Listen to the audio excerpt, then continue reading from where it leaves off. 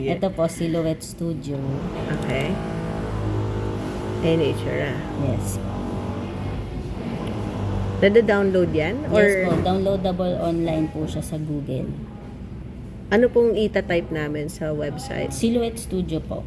Silhouette Studio. Tapos punta po tayo sa design. Okay. Then, page setup.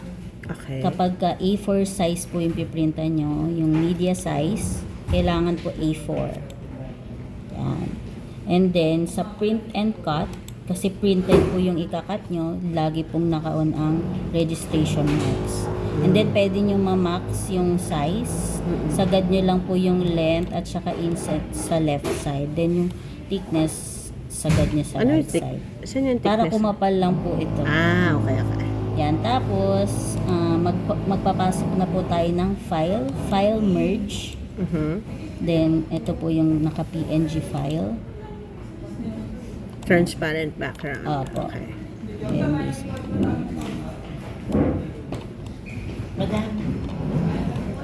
So, ito po, pwede natin i-4 inches. Yan. Tapos, zoom in ko lang naman.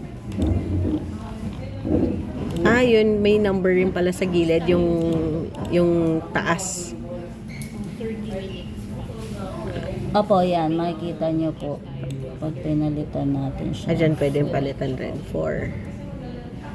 Okay. Tapos, para magkaroon po siya ng cut na hindi po Sasagad. na detailed po na ganito, click nyo po yung red cut line, lalabas yung mga dots, and then click offset, Offset. then offset. Tapos adjust nyo lang po yung distance. Yan. So, nasa sa inyo ma'am kung gaano ka apply. Then, pwede na po natin siyang baguhin ng color. Tapos, pwede nyo i-double check sa send kung anong klaseng cut. So, dito tayo sa cut by line color. So, ayan siya. So, kung ayaw nyo i-cut yung red, uncheck nyo lang po siya. So, yan lang po yung itakat. Yun na ikakat niya. Yes Paligid. po. Okay. So, dito po, balik tayo sa design. So, kung ito po is, nadagdagan siya ng ano ma'am, ng size since nag-offset siya. Ah, kaya may 0.2. Opo. Okay. Ito ma'am, pwede nating damihan. Okay, sige, damihan natin. Kung ilan yung kasha.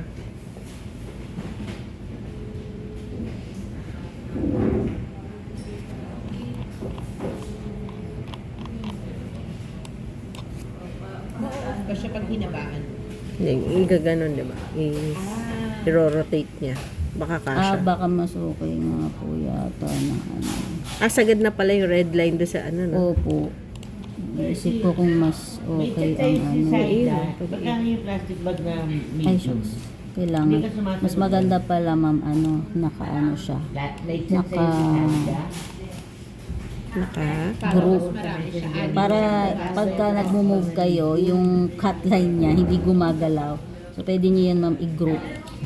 Para hindi gumagalaw yung cut line niya. Bakit? Pag kinaka-copy-paste mo ba, naiiba? Pagka na-move mo ma'am yung ano, tapos hindi naka-group yung cut line niya, mamumove siya. Ganun? Oo, so group mo siya. Okay, okay. Check ko lang ma'am kung kaya natin anin. Hindi trend. Nasa 40 na kaya yun, hindi sa 30. Kaya pag sa ano, 50 pesos, hindi pa nga kumawi. Hello. Ano yung pinindot mo para dumoble siya? Control lang, tas arrow. Parang replicate. Meron kasi ditong ano mami, parang shortcut lang yun. Okay, okay. Sabihin 30. Yan, pwede mong May sinabi ka kasi i-duplicate. yung group na ano, iba yon. Yung group para lang, Group. yun po, pag-iisahin nyo mami yung cut line tsaka yung design. Ayan, natignan mo ma'am, di naka-group. Oo, okay. So, Pilit na tanggalin na natin lang yan. natin yan. So, ito. Control lang Parang yan, tsaka Canva, arrow may lang. group din. Mga ganun. Ito inisip ko, pwede natin pasok. I-overlap. Oo nga, no. Kasi nga kakatin lang naman. Pwede natin i-ano siya eh. Oo nga, no. Galing. Kasha. Ayun, kasha. Dami. Yan, importante lang po, hindi siya nagtatouch dun sa mga registration marks. Doon sa base mo. Yan. Tapos, pwede na natin i-print. Since tapos na po yung pinaka, Actual layout po. So, pwede na, mo siya unang gagawin.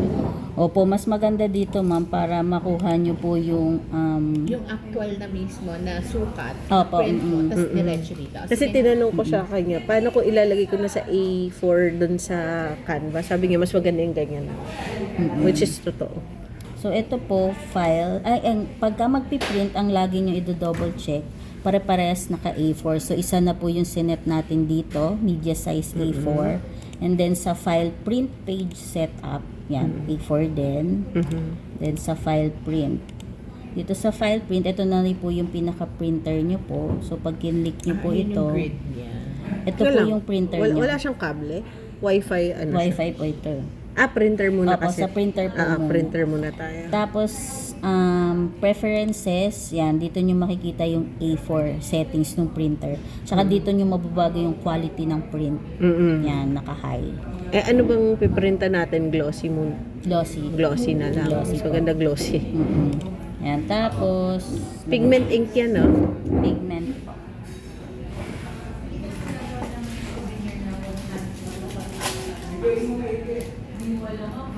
Ayan yung 180 pesos. Apo.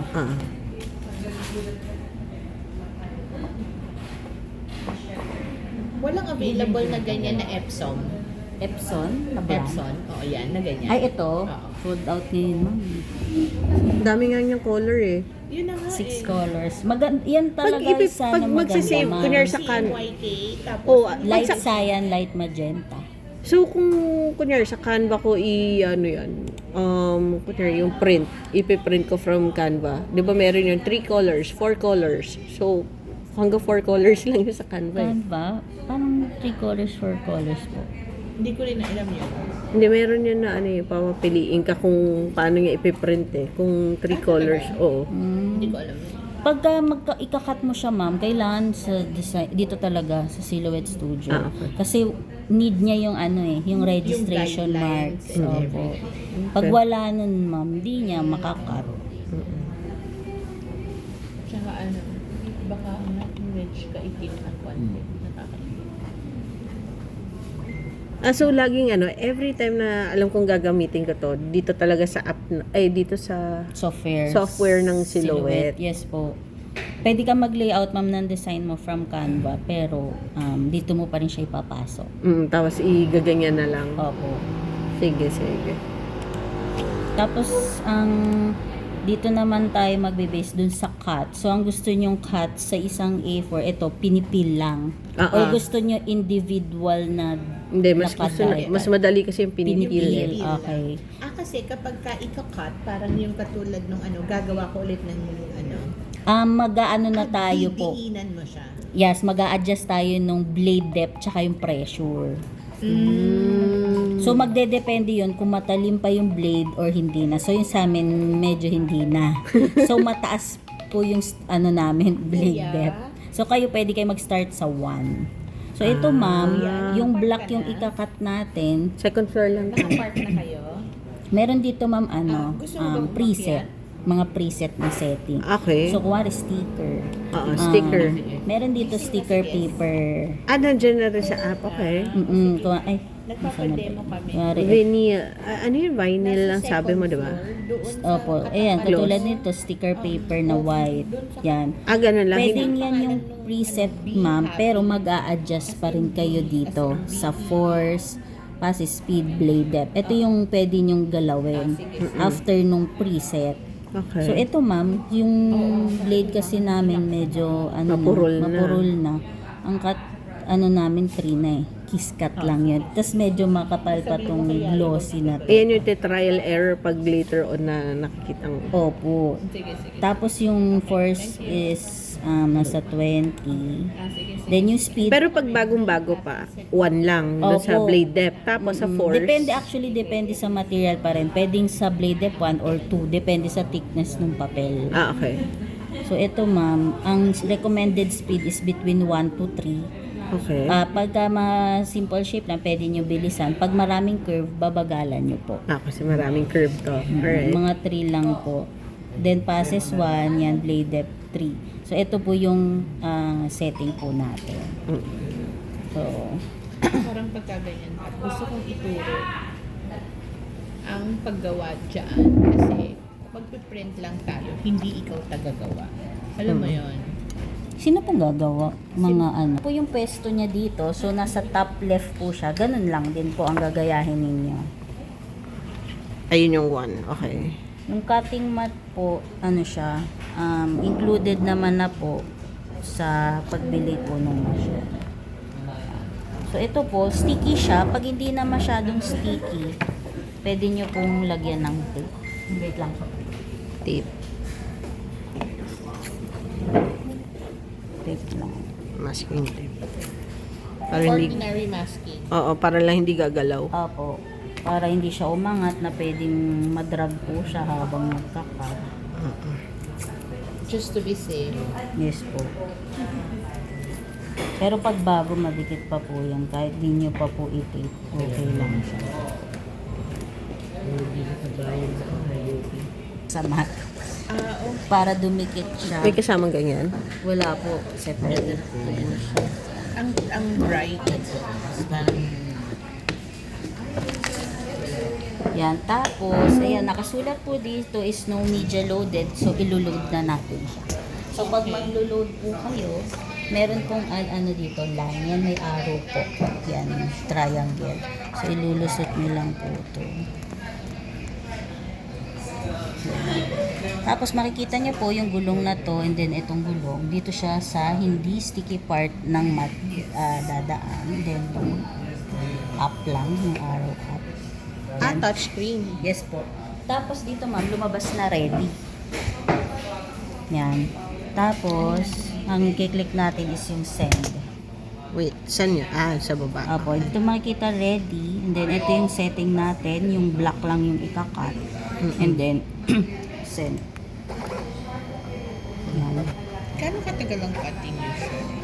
Depende sa ano ma'am, sa layout. Kung maraming mga curves. Calling cards.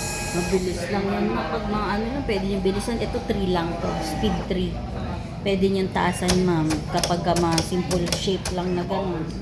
Nasa sa inyo po. Yan yung speed, ano po, 3. Speed 3, mabilis pa rin. Bilis pa rin. Yan na yung hindi. Ibang printer. Itong cutter.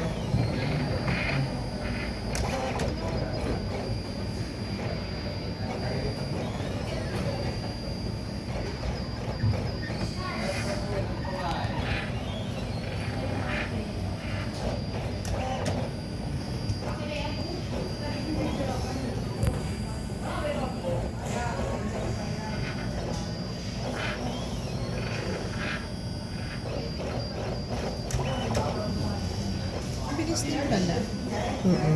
Bilis lang.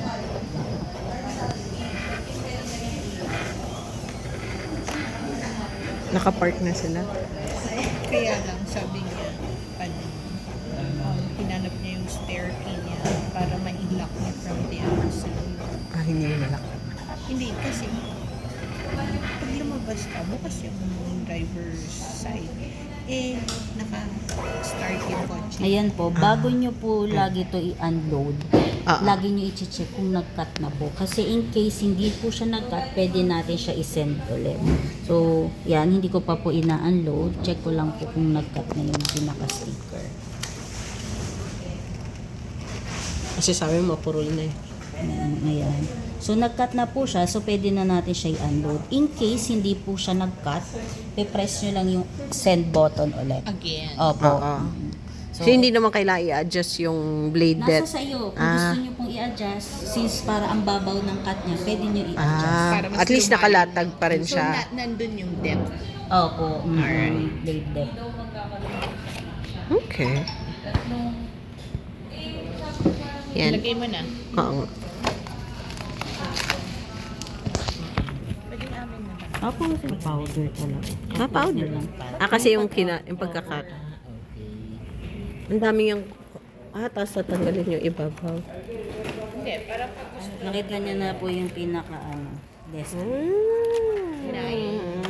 Diba? Nice. happiness.